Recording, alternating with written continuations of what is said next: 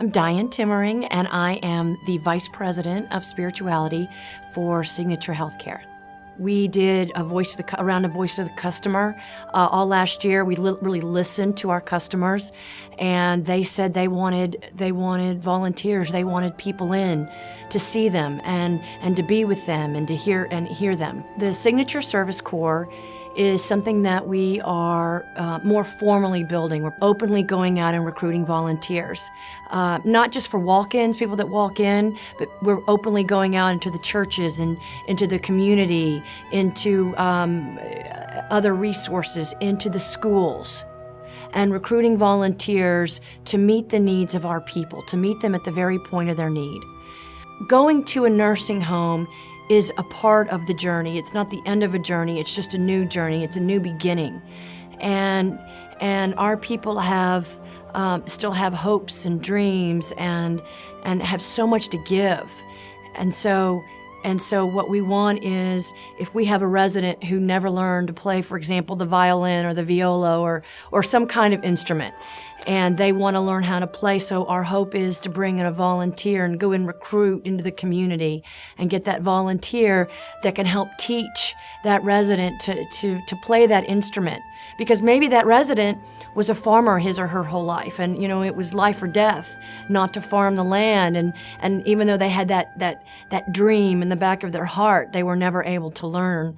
And so bringing that volunteer in to meet that need and that dream is something that we at Signature really hope to do.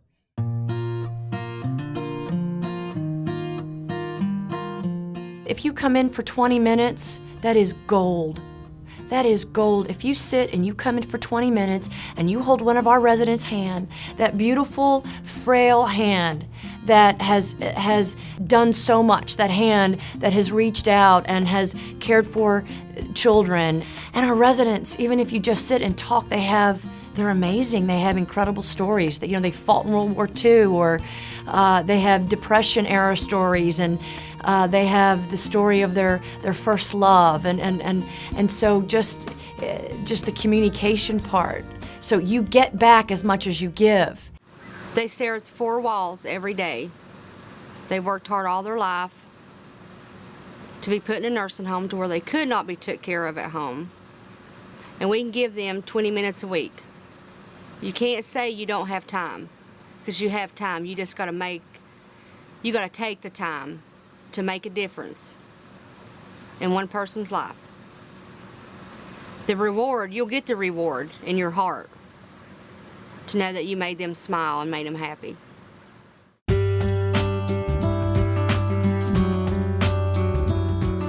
Our families are more broken today, and so because our families are more broken today, the intergenerational part of coming in, for example, for a teenager or a child, or an adult, let's say an adult volunteer to bring in their child who may not have a grandmother or grandfather. So the time spent is not only filling that resident's time with joy and interaction, but that resident, that intergenerational connection is made between the resident and the child. I think probably one of the larger things is like the high school students and the adult volunteers for certain, is that one of the experiences that the high school students, I think, get to see is they get to have an intergenerational association with individuals. In fact, some of those students might or might not have a grandparent now living, and they can start to develop that kind of relationship. And so over a period of time, I see the high school students start to gravitate towards specific residents each time. They make sure they make it a point that each time they come in, they go speak to that resident and interact with them. So I think it's a really good intergenerational process.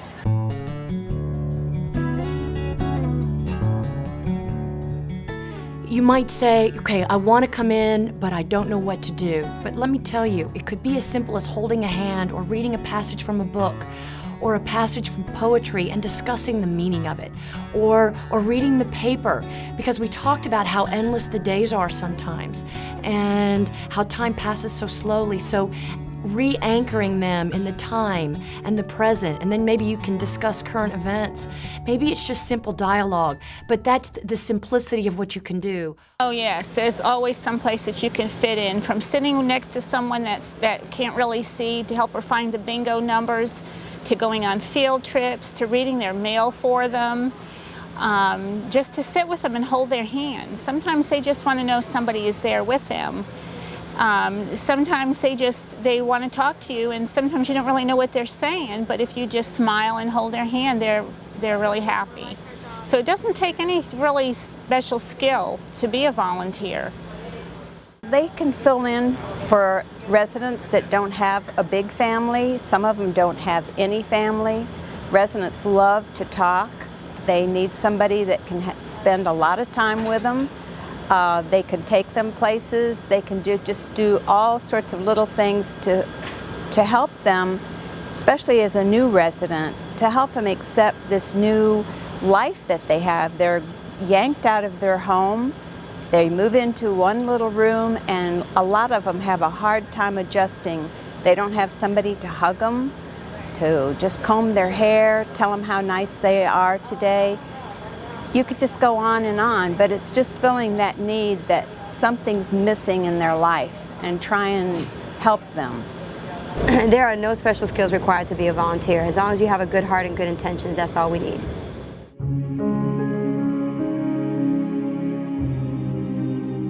We're not just pursuing volunteers in the schools and in the community, but we're also going to the religious communities, because the Jewish and the Christian and the Islamic communities, those religious communities already have this incredible sense of community, and they're very service-oriented and giving back. So we are really taking this message to the religious organizations. And I know within the Christian faith, for example, the richness of giving back, and I know churches are really given that commission to reach out to the elderly, the widow, and the orphan.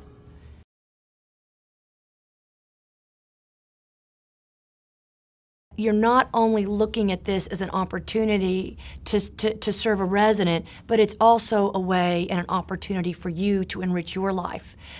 We all have gifts and skills and a calling on our lives, and things, for example, maybe it's the rich melody of your voice that will help a resident who may be combative that day, or sad or depressed or anxious because they missed their family member that's 1,000 miles away, and you come in and it's just the melody of your voice, the mellifluous nature of your voice, and you read to them, and it's just the joy that brings, and your gifting, that gifting that you share, that you have inside of you, is enriching not only their life, but it's enriching yours, because it's something that you're giving back.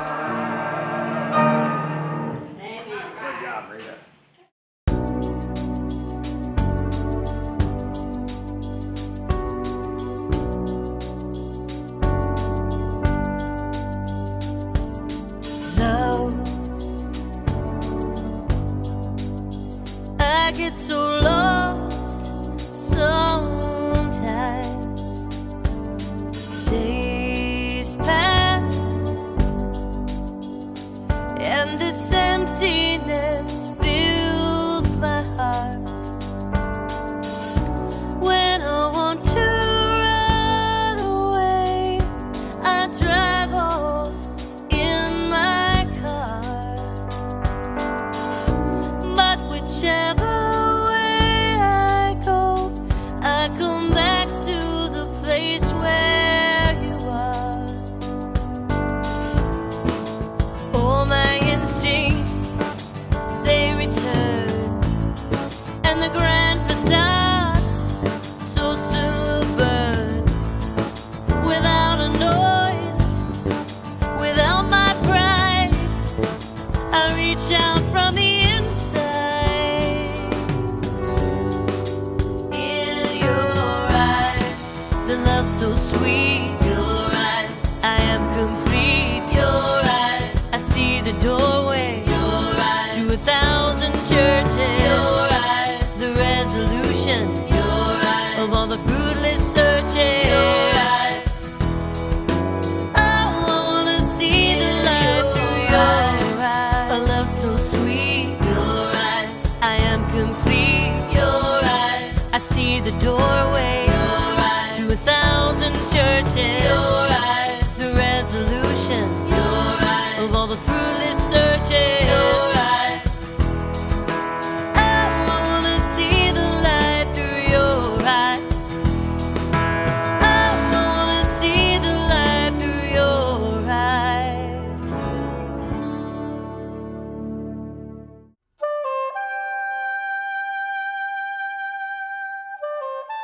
Part of our mission and vision is a revolution, is to radically change long-term care forever. And no revolution was ever held and ever won without a dedicated volunteer army.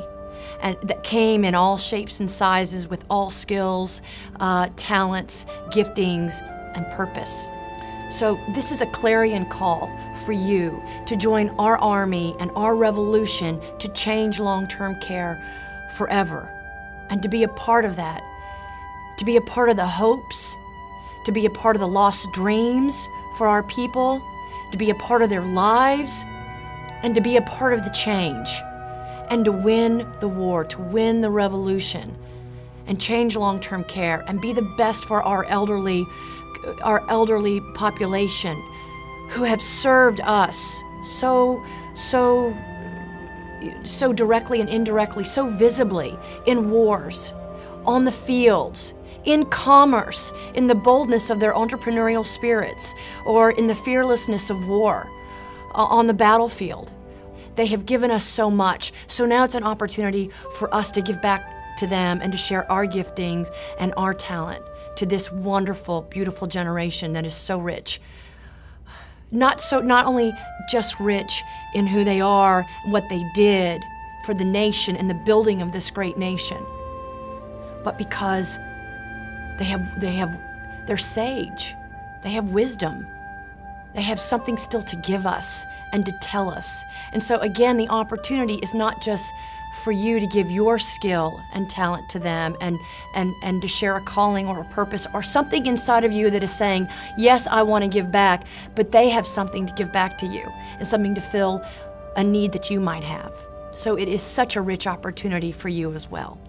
I encourage you not to let this moment slip away for you. If you feel called, if you feel led, I'm just gonna cry. Do not let this moment slip away for you. If you feel called and you feel led to be part of our volunteer service corps, our volunteer army, please don't hesitate. There's a reason and there's a call on your life to give, because it can only enrich you on the other side. You have gifts, you have talents, you have skills that our people need. We're so busy and we're so isolated in this world, even this world rich and full of social networking and computers, and we can communicate in an instant. But do not forget the element and the power of the human touch and giving your time and how that enriches your life. There's no mystery in it. I mean, there's just power in it. And if you feel called and led, don't let time pass. Do not let it slip away. Be a part of our community. Cross the paths of the people that you are meant to cross the paths with. And go for it. And enrich your life today. We call on you and we thank you. I know. I'm verklempt. Wow. And we love you, and we pray great blessings on your life. Even if you don't decide to come and join our army today, we love you, and we at Signature HealthCare, we wish and pray great blessings and great things for your life.